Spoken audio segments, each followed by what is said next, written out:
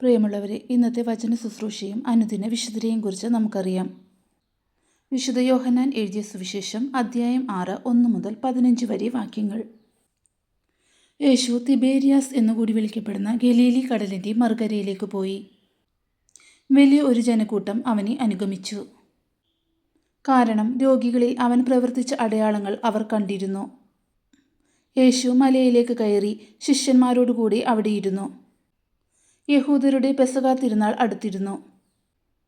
യേശു കണ്ണുകൾ ഉയർത്തി ഒരു വലിയ ജനത തൻ്റെ അടുത്തേക്ക് വരുന്നത് കണ്ടു. അവൻ പീലിപ്പോസിനോട് ചോദിച്ചു, ഇവർക്ക് ഭക്ഷിക്കുവാൻ നാം എവിടെ നിന്ന് അപ്പം വാങ്ങും? അവരെ പരീക്ഷിക്കാനാണ് യേശു ഇങ്ങനെ ചോദിച്ചത്. എന്തു ചെയ്യണമെന്ന് യേശു നേരത്തെ മനസ്സിൽ കരുതിയിരുന്നു.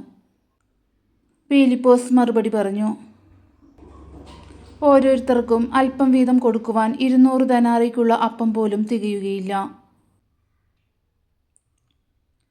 ശിഷ്യന്മാരിലൊരുവനും ശിമയോൻ പത്രോസിൻ്റെ സഹോദരനുമായ അന്ത്രയോസ് അവനോട് പറഞ്ഞു, 5 ബാർലി അപ്പവും 2 മീനും കൈവശമുള്ള ഒരു കുട്ടി ഇവിടെയുണ്ട്. എന്നാൽ ഇത്രയും പേർക്ക് അതെന്തുണ്ട്? യേശു പറഞ്ഞു, ആളുകളെയെല്ലാം ഭക്ഷണത്തിനിരുത്തുവിൻ. ആ സ്ഥലത്ത് പുല്ലു തഴച്ചു വളർന്നിരുന്നു. 5000-ഓളം വരുന്ന പുരുഷന്മാർ അവിടെ ഇരുന്നു. അനന്തരം യേശു അപ്പമെടുത്ത് കൃതജ്ഞതാസ്തോത്രം ചെയ്ത് അവർക്ക് വിതരണം ചെയ്തു. അതുപോലെ തന്നെ മീനും വേണ്ടത്ര നൽകി. അവർ ഭക്ഷിച്ച് തൃപ്തരായപ്പോൾ അവൻ ശിഷ്യന്മാരോട് പറഞ്ഞു, ഒന്നും നഷ്ടപ്പെടാതെ മിച്ചമുള്ള കഷ്ണങ്ങളെല്ലാം ശേഖരിക്കുവിൻ. 5 ബാർലിയപ്പത്തിൽ നിന്ന് ജനങ്ങൾ ഭക്ഷിച്ചതിന് ശേഷം മിച്ചം വന്ന കഷ്ണങ്ങൾ 12 കുട്ട നിറയെ അവർ ശേഖരിച്ചു. അവൻ പ്രവർത്തിച്ച അടയാളം കണ്ട ജനങ്ങൾ പറഞ്ഞു, ലോകത്തിലേക്ക് വരാനിരുന്ന പ്രവാചകൻ സത്യമായും ഇവനാണ്. അവർ വന്നു തന്നെ രാജാവാക്കാൻ വേണ്ടി ബലമായി പിടിച്ചുകൊണ്ടുപോകാൻ ഭാവിക്കുന്നു എന്ന് മനസ്സിലാക്കിയ യേശു വീണ്ടും തന്നെ മലമുകളിലേക്ക് പിന്മാറി. അനുദിന വിശുദ്ധർ. ഇന്നത്തെ വിശുദ്ധൻ വിശുദ്ധ അനിസെറ്റസ്. വിശുദ്ധ അനിസെറ്റസ് ക്രിസ്തീയ സഭയുടെ ആദ്യകാലങ്ങളിൽ ജീവിച്ചിരുന്ന മഹത്തായ വിശുദ്ധനാണ്. അദ്ദേഹം സിറിയ പ്രദേശത്താണ് ജനിച്ചതെന്ന് കരുതപ്പെടുന്നു. ആ കാലഘട്ടം ക്രിസ്ത്യാനികൾക്ക് വളരെ ബുദ്ധിമുട്ടുകളും പീഡനങ്ങളും നിറഞ്ഞ കാലമായിരുന്നു.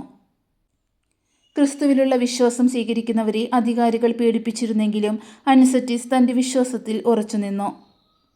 ബാല്യകാലം മുതൽ തന്നെ ദൈവസ്നേഹത്തിലും സഭാസേവനത്തിലും വളർന്ന അദ്ദേഹം പിന്നീട് സഭയുടെ നേതാവായി ഉയർന്നു. ക്രിസ്തുവർഷം 155 മുതൽ 166 വരെ അദ്ദേഹം റോം സഭയുടെ പോപ്പായി സേവനം ചെയ്തു. ഈ കാലഘട്ടത്തിൽ സഭയിൽ നിരവധി ആശയക്കുഴപ്പങ്ങളും തർക്കങ്ങളും ഉണ്ടായിരുന്നു. അവയിൽ ഏറ്റവും പ്രധാനപ്പെട്ടത് ഈസ്റ്റർ ആഘോഷിക്കുന്ന തീയതി സംബന്ധിച്ച തർക്കമായിരുന്നു. ഈ വിഷയത്തിൽ കിഴക്കൻ സഭകളും പാശ്ചാത്യ സഭകളും തമ്മിൽ അഭിപ്രായ വ്യത്യാസം ഉണ്ടായിരുന്നു. ഈ പ്രശ്നം പരിഹരിക്കാൻ പോളികാർപ്പ് എന്ന വിശുദ്ധൻ റോം സന്ദർശിച്ച അനിസെറ്റസുമായി കൂടിക്കാഴ്ച നടത്തി. അവർ തമ്മിൽ അഭിപ്രായ വ്യത്യാസമുണ്ടായിരുന്നെങ്കിലും പരസ്പരം ബഹുമാനത്തോടെ സംസാരിച്ചു. ഇത് സഭയിലെ ഐക്യത്തിനുള്ള ഒരു മികച്ച മാതൃകയായി മാറി. അനിസെറ്റസ് ജീവിച്ചിരുന്ന കാലത്ത് ക്രിസ്ത്യാനികൾക്ക് വലിയ പീഡനങ്ങൾ നേരിടേണ്ടി വന്നു. എന്നിരുന്നാലും അദ്ദേഹം വിശ്വാസത്തിൽ ഉറച്ചുനിന്നു. പരമ്പരാഗതമായി അദ്ദേഹം രക്തസാക്ഷിയായിട്ടാണ് കണക്കാക്കപ്പെടുന്നത്. തൻ്റെ ജീവൻ പോലും ദൈവത്തിനായി സമർപ്പിച്ച ഒരാളായി വിശ്വാസികൾ അദ്ദേഹത്തെ ആദരിക്കുന്നു. വിശുദ്ധ അനിസെറ്റസ് ഒരു ആത്മീയ നേതാവായിരുന്നു.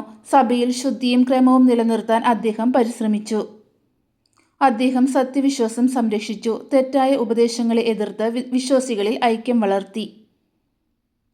ക്രിസ്തുവർഷം 166 വിശുദ്ധ അനിസെറ്റസ് അന്തരിച്ചു.